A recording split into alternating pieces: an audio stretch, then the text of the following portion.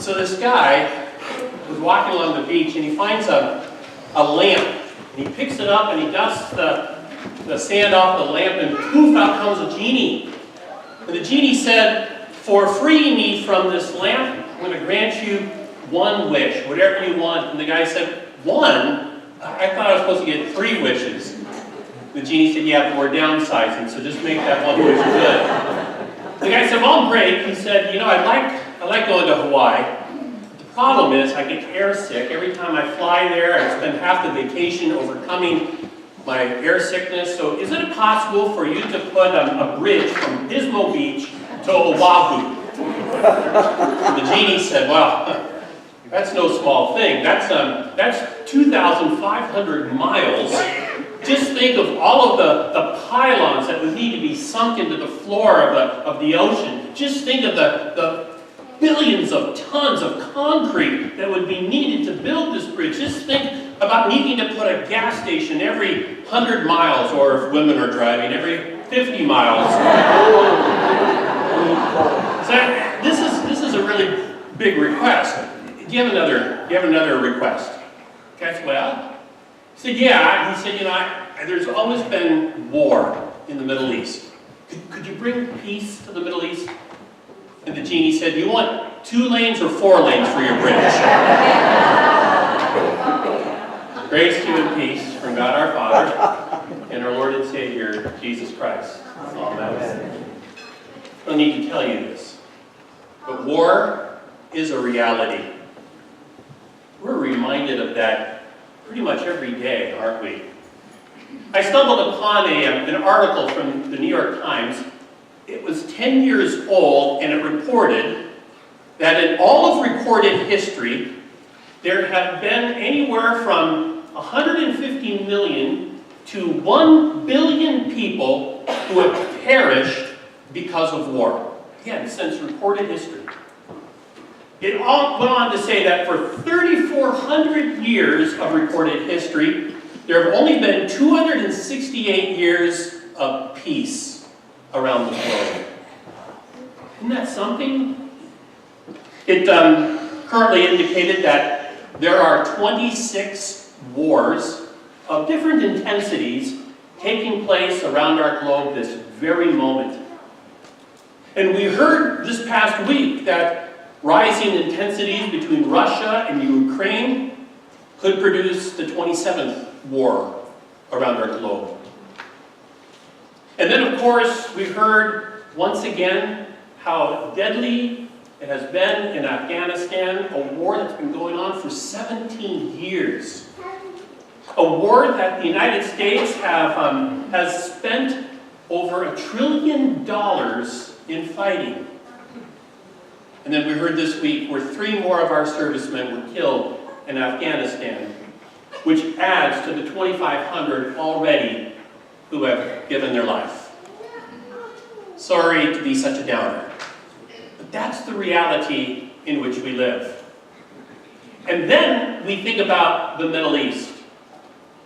As long as I have been alive, the Israelis and the Palestinians have argued, fought over land and rights and water and borders and weapons, and it goes on and on and on. And it's always been that way, hasn't it?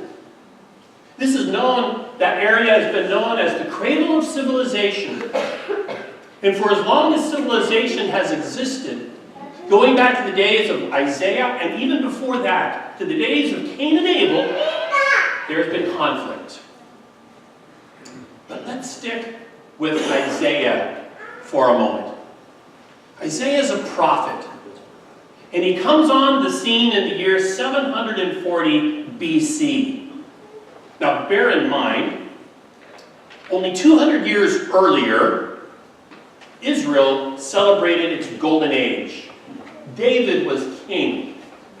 David was the best king Israel ever had.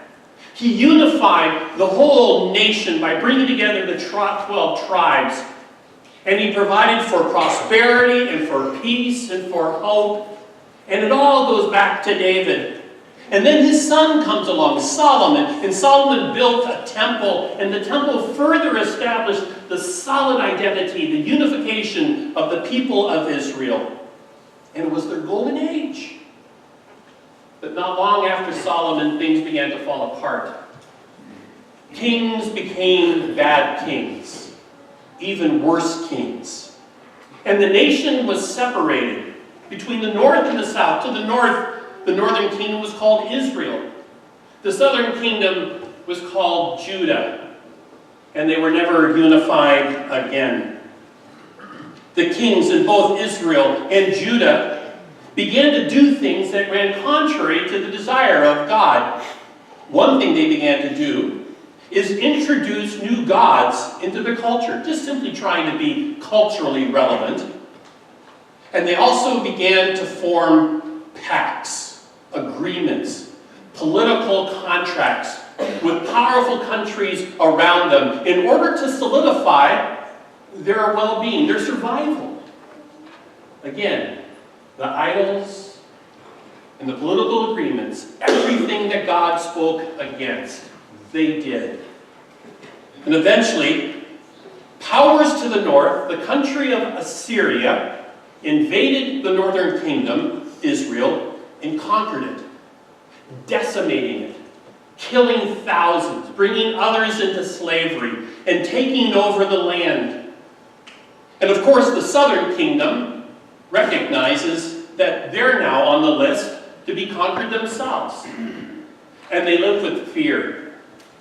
Now, the southern kingdom has always been a group of people embroiled in conflicts of one kind or another. There has been war and skirmishes and conflicts of one kind or another in the southern kingdom, but now they're getting ready for the big one, a catastrophe that will overwhelm them.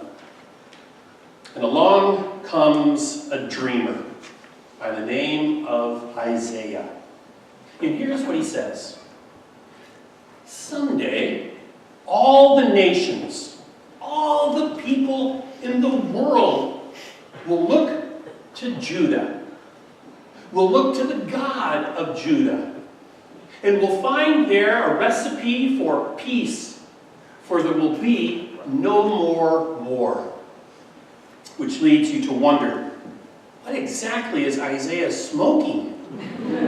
Because seriously, how did Isaiah come up with this harebrained idea where swords and spears would be turned into farming implements, where tanks would be turned into harvesters, where nuclear weapon silos would be turned into grain silos?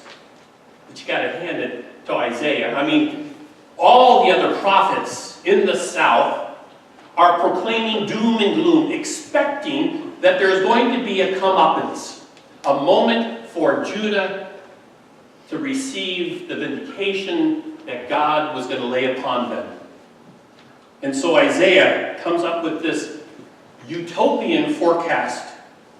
But you also have to understand that Isaiah is sick and tired of war. He is sick and tired of seeing the bodies of young men being brought into Jerusalem to be buried. He is sick and tired of seeing young men and older men without arms and legs because of war. He is sick and tired of hearing mothers wail over the death of their sons and over the raping of their daughters. He is sick and deaf of watching little boys being taught how to kill one another.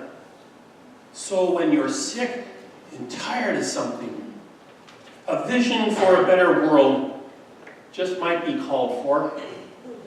And I wonder at what point in our day do we get sick and tired of war and violence and yearn for a better future, for a better vision of life. Something I learned this week. These words of Isaiah, that they shall beat their swords into plowshares and their spears into pruning hooks, those words are carved on a wall just opposite the United Nations in New York City. Isn't that interesting? And it makes me wonder, how many times do dignitaries from around the globe gather at the United Nations and walk past those words and look at them and either think, wouldn't it be wonderful? Or laugh at those words for the ridiculousness of which they sound. But wouldn't it be fair to say, this isn't Isaiah's vision. This is not Isaiah's idea of a better world. This is God's idea, God's vision. Because God, you see, is the one who planted the vision inside of Isaiah. God's idea is that peace is better than war. That farming is better than warfare. That harvesting food is better than weapons. The problem is that people have a hard time seeing what God sees and believing what God believes is possible. And that's what I think we are called to be about this morning as people of God. Willing to believe, to trust that God can take the world as we know it and create it as a better place. A wildly radical belief that God can take war and bring about peace. I think we're called, we're invited, we're mandated to have that expectation, that vision. Does that mean that we shouldn't have soldiers and armies and the military protecting our national interests? No, I don't think so. I think some Christians have thought that we ought not to have military at all. But I kind of think that that's important. Jesus, after all, had no less than 4 encounters with Roman soldiers, Roman centurions. And at no time did he tell any of those Roman soldiers that they needed to stop being a soldier, that they needed to leave the army. It's not until the 4th century that the Christian church began to talk about military and weapons and warfare. St. Augustine, an early bishop in the church and theologian, wrestled with the nature of military and war, and he said this: we do not seek peace in order to be at war, but we go to war that we might have peace. Being peaceful, therefore, he said, in warring, so that you may vanquish those whom you war against and bring them to the prosperity of peace. So I kind of get that too. The role of the military is to simply make sure that peace is somehow lived out. But you see, I think that there's something more and deeper about Isaiah's vision than just simply international conflicts and military involvement. I think that Isaiah's vision also extends to the many places in our world, in our daily life, where war breaks out. For instance, I think war has been waged against public safety. Do you know that already this year there have been 323 mass shootings in the United States? A mass shooting is where 4 or more people are shot, either injured or killed. 4 or more. And already to this date, there have been 323, more than one a day.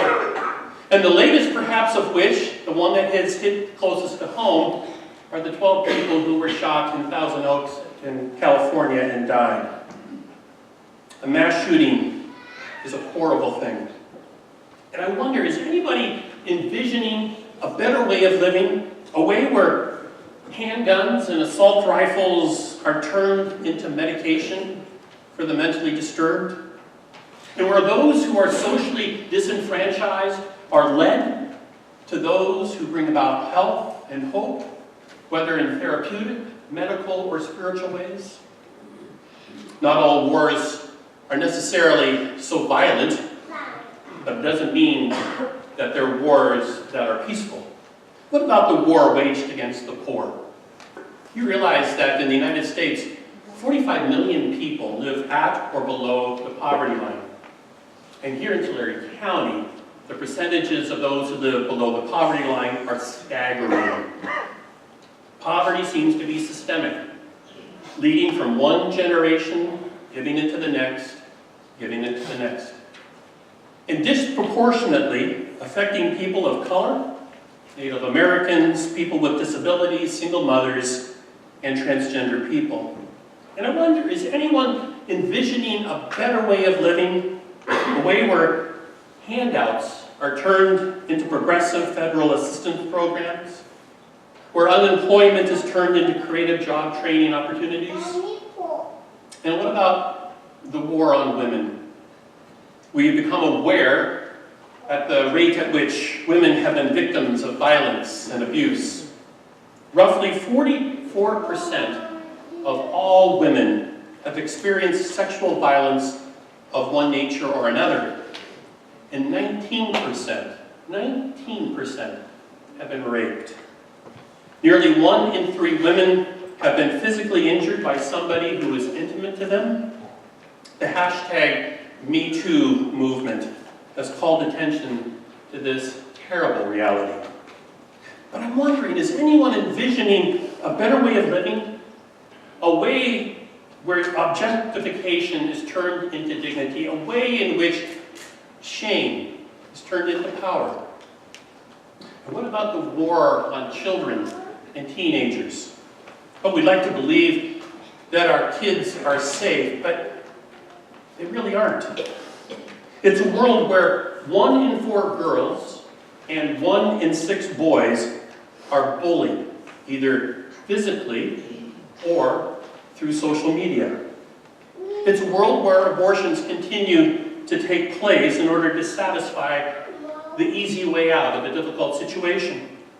It's a world where children will watch 200,000 acts of violence before they turn to the age of 18 on television or in the movies. In a world where 7,500 suggestive comments or images are made on the media every year.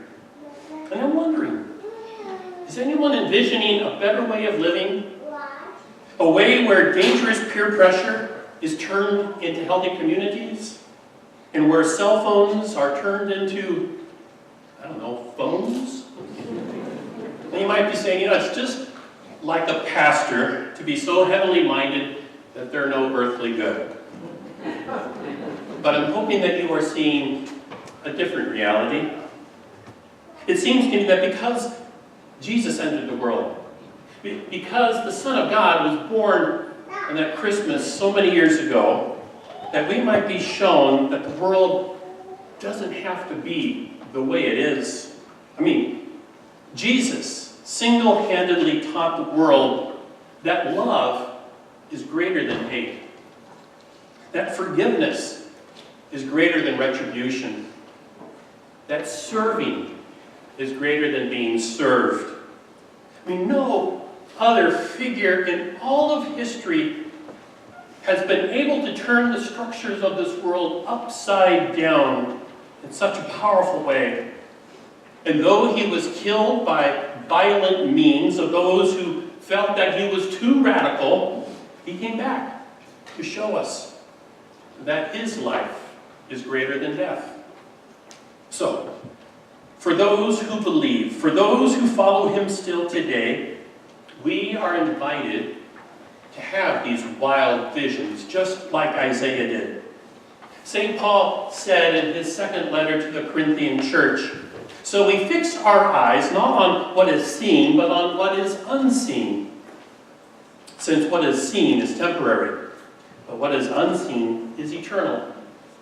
Which is to say, faith does not know a different world from that which everybody wakes up to every day, but faith knows the same world differently. I would like to think that because of the mass shootings in Thousand Oaks, that there is one student, at least one, at California Lutheran University who is envisioning turning bloodshed into hope and healing. I would like to think that there is one young woman in Visalia who, because of abuse that she has received, is turning humiliation into empowerment for herself and for other women. I would like to think that there is one person here today who is sick and tired of all the warfare, who is envisioning a better world, utilizing his or her skills and power and faith to turn violence into peace. I would like to think that. Then again, I'm just a preacher with a vision. Amen. Amen. The peace of the Lord be with you always. Thank you. I invite you to rise and share the peace of Christ with those who are near you.